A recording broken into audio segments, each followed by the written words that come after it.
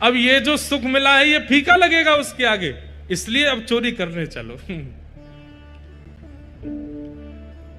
माधवदास जी बोले ठीक है। तो बोले मैं रात में मेरे को सिंह द्वार पे मिल जाना। वो सिंह द्वार पे नहीं, दक्षिण द्वार पे मिलना। सिंह द्वार पे तो सब खड़े रहते हैं, रात में सोने नहीं देते, बैठ जाते हैं वहां पे। कई भक्त रात भर नाम कीर्तन करते हैं, सबको पता चल जाएगा मैं निकला हूं। दक्षिण द्वार पे मिलना। दक्षिण द्वार पे माधवदास जी बाहर प्रतीक्षा कर रहे हैं। रात्रि में ठाकुर जी आए, चुपचाप छोटे से लाला बन गए, बड़े बड़े नेत्र हैं, कारे ठाकुर जी, और सुंदर एक पोशाक अपनी ऐसी धारण करके आए, आंख ही आंख दिख रही है बस। माधवदास जी ने अपने कंधा पे बैठा लिया और यहां दोनों हाथ रख करके श्री जगन्नाथ जी जा रहे हैं चोरी करने। राजा के बगीचा में पहुंचे। कहां हैं?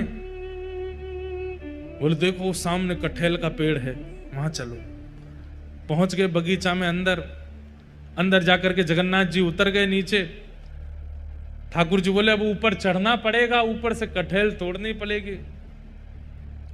तो माधवदास जी बोले कौन से पेड़ पर चढ़ना? अरे धीरे बोलो, कोई सुन लेगा, हम तुमसे पहले ही बोले धीरे बोलना, क्या चिल्ला रहे हो?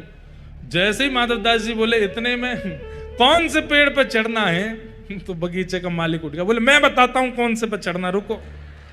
डंडा लेकर के आया, कहां हो तुम? अब जगन्नाथ जी मुख बंद करो, माधवदास जी को छुपा में बोले कि इतना तेज क्यों बोलते हो? पहले ही कहा था आवाज नहीं करनी, देखो आ रहा है, ढूंढ रहा है हमको। छुप के खड़े हो गए, बगीचा में घूम के चला गया, वो उसको नहीं मिले। माधवदास जी बोले अब क्या करना है? बोले देखो पेड़ के ऊपर हम दोनों में से कोई एक चढ़ेगा और नीचे दूसरा ऐसे करके लपकेगा, गिरेगा तो धम आवाज होगी, फिर से आ जाएगा माली। तो माधवदास जी बोले आप तो लाला हो, इतना भारी आपका शरीर है, आप खुद ही धम्म से नहीं गिर जाओ, मैं चढ़ता हूं ऊपर। ठाकुर जी बोले तुम चढ़ो, हम पीताम्बरी करके खड़े, हम ले लेंगे गोद में।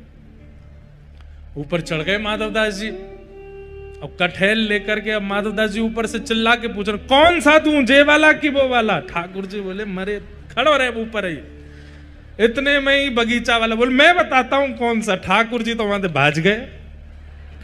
अब ऊपर से माधवदास जी कटहल गिर रहे नीचे, धम्म। अरे ये धम्म आवाज आ रही है, आप लपक नहीं रहे क्या? नीचे माली बोला मैं लपकूंगा, आजा नीचे। माधवदास जी नीचे उतर करके आए बेचारे, ठाकुर जी तो भाज गए वहां से। माधवदास जी जैसे ही निकल करके नीचे आए, हाथ पांव बांध दिए, बोले रुक जाओ तुमको बताते हैं, सुबह होगी। माधवदास जी इधर उधर देख रहे,